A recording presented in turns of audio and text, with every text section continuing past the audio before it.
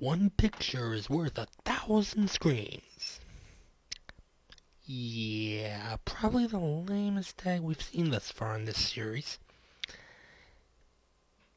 And this is probably one of the goofiest concepts in this series, yet at the same time it's so effective in building up the suspense. This was the fourth book in the original series, published in 1992, and after reading this book for the first time when I was younger, I was a little wary of cameras. Why? Well, you know the drill. Plot first. This is one of the few books in this series not to have a narrator as is not told in the first person. Instead, it tells the story through the third-person perspective, but follows a kid named Greg Banks and his friends Doug Arthur, aka Bird, Sherry Walker, and Michael Warren. We open up with the three of them complaining about their town, Pitt's Landing, with the obvious joke that Pitt's Landing is the pits. Hey, you want a boring town? Just come to Three Springs, Pennsylvania. What's that? Never heard of it. Well, that's the joke. The kids are trying to find something to do, and they even contemplate going to the local comic book store to browse some comics, and they even mention a licensed comic by name, the X-Force. Now I know who these people are other than an actual comic, so I shall direct you to Linkarov atop the fourth wall. Maybe he will know. Anyway, Michael suggests playing some baseball. He has to get in some Little League practice anyway, and they even decide to go to the local Dairy Queen knockoff to get some coats from Greg's brother Terry.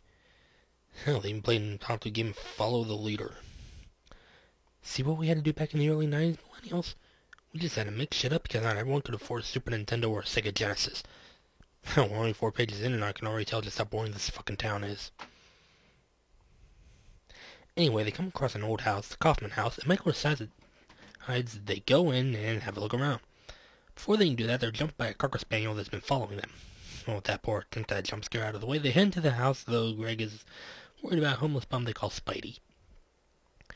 Long story short, this house just screams haunted house. But I guess that's what happens when a house that's abandoned for years. I'm just waiting for Slender Man to pop up and say hello. You know what I think is odd? They find 2 fat mice in the kitchen. But that's not the weird part. The weird part is Sherry thinks they're fluffy and cute, but Michael thinks they're ugly and should be squashed like it's weasel stomping day. Faces filled with joy and cheer. What a magical time of year. Howdy ho, it's weasel stomping day. Anyway, Bert makes his way to the basement with everyone else following behind a moment later. Okay, Slenderman, you can pop out any time now. Well, no Slendy, but down in the basement they see that someone's been living down there. Probably this bum Spidey. Oh, and there's an old camera. Greg takes a picture of Bert and Sherry. Why not Michael? Because he's playing on the stairwell, which breaks, causing him to fall and twist his ankle. The group says they've had enough stuff to make an exit just as Spidey comes home. Despite this, they do manage to escape. To get back to Michael's place and examine the photo, yeah, the camera is one of those automatic self-developing types from way back in the day. And the image in the photo has Michael falling off the stairs.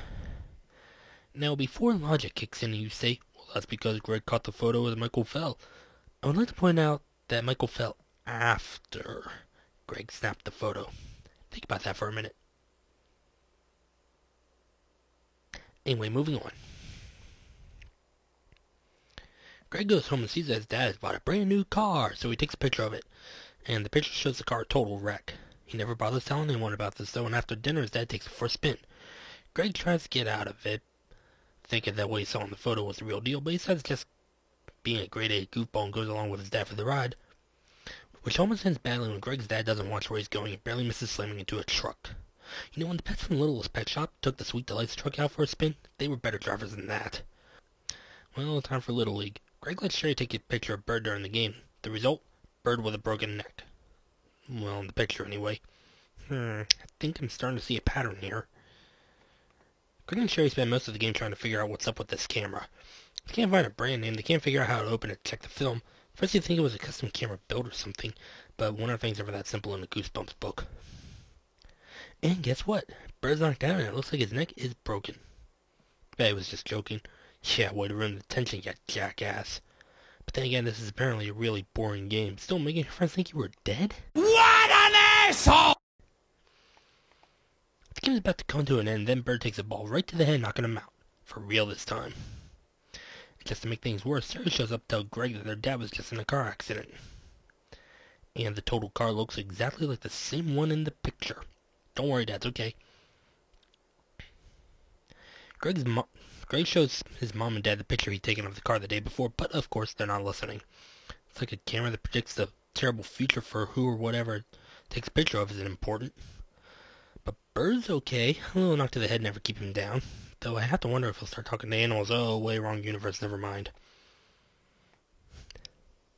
The next day, Greg and Sherry are talking about Sherry's birthday party later that day, and Sherry wants him to bring the camera. Greg refuses, but Sherry insists. Okay, why? Even if it didn't predict a horrible future, it's just a dusty old camera. Why would you want to keep taking it all over the place with you? Whatever. Greg goes to Sherry's party along with everyone else, and yes, he brought the camera. Like a dumbass. Sherry has Greg take her picture, but there's nothing in the photograph. It's like Sherry just blinked out of existence. A game of Truth or Dare has the group go into the woods, and I'll give you a moment to guess what happens next.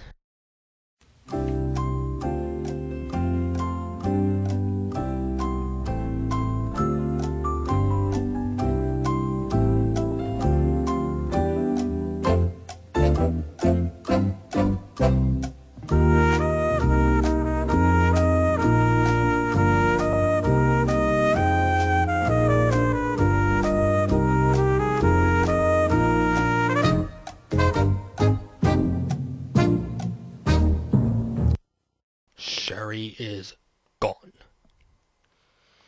Sherry's parents call the cops, but even they don't know where Sherry went. Greg tells the cops that the camera made Sherry disappear, but of course they don't believe him. So Greg goes home, but there's no one there. Okay, what I didn't mention earlier is that the day before Sherry's birthday party, Greg took a picture of his family during some family barbecue, but there's no one in the photo. Sound familiar? Yeah. Well, no one's home, but someone had been snooping around because Greg's room is turned upside down. Greg calls Bert to set up a meeting with Michael at the baseball diamond. The three meet up inside to return the camera. After all, that thing's caused nothing but trouble since they found it. Bert and Michael don't want to go back to the old Kaufman house, so Greg figures he's all alone. Bert and Michael rather Greg throw the camera into the house instead of actually going inside, and they start fighting over the camera, complete with Bert accidentally taking Greg's picture. Before we can see what's in the picture, they meet up with the school assholes, Joey Ferris and Michael Ward. The two jackasses decide to start playing a game of keep-away with the camera, but Greg manages to get it away, and he and the other two make their escape. Don't get used to seeing Joey and Mickey again in this one. They only show up for like 2 minutes and then get put on the bus. Michael and Bert head home, giving Greg enough time to examine the picture Bert had taken earlier, which shows Sherry standing next to Greg. Okay. Well, so much for turning the camera tonight. Or for the next 2 days. Damn rainy weather. But hey, at least Greg's family's safe. Yeah, no idea where they went either. Guess they're out shopping or something. Greg gets a phone call. It's Sherry. Even she doesn't know where she was for the past couple of days. The answer?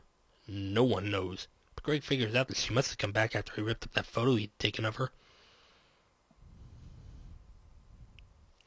Greg meets up with Sherry the next day and they decide to return the camera but chicken out, so they try again the next day. They enter the Kaufman house and after putting the camera back in the basement, they meet up with Spidey who reveals that the camera is evil and that he created it. What, were you expecting the what a twist bit? Well, I'd put that in there if that were a twist. Now if someone like, say, Bird had made it, then it would warrant that. Anyway, it turns out that Spidey's real name is Dr. Fritz Fredericks, and he and his partner made the camera to make a fortune off of it. As you can probably guess, that didn't work out. Spidey's lab partner, he says, was a real whack job who made the camera to steal people's souls, and apparently people have actually died because of this thing. Since Greg and Sherry know all about the camera, he tries to hold them in the house against their will. Yeah, it's not giving me any bad vibes at all. Spidey takes their picture, or at least I think he does. Greg and Sherry manage to escape as Spidey is, and bear with me here, somehow scared to death. I didn't know he had watched The Ring. But according to the cops, it was heart failure that did him in.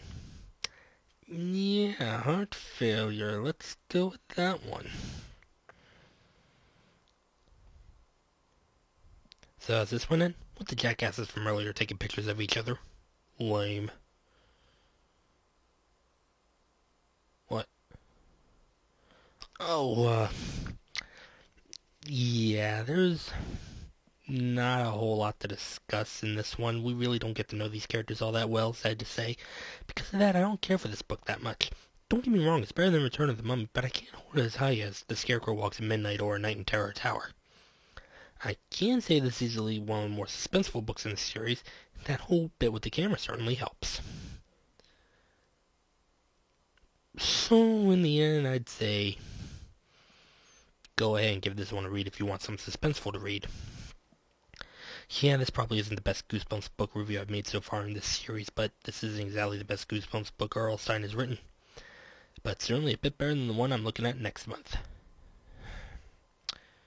I'll see you then for Monster Blood. Look at this photograph. Every time I do it makes me laugh. How did our eyes get so red? And what the hell is on Joey's head?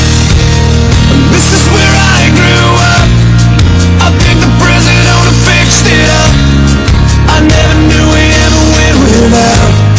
The second floor is hot for sneaking up. And this is where I went to school. Most of the time had better things to do. Criminal record says I've broken twice. I must have done it half a dozen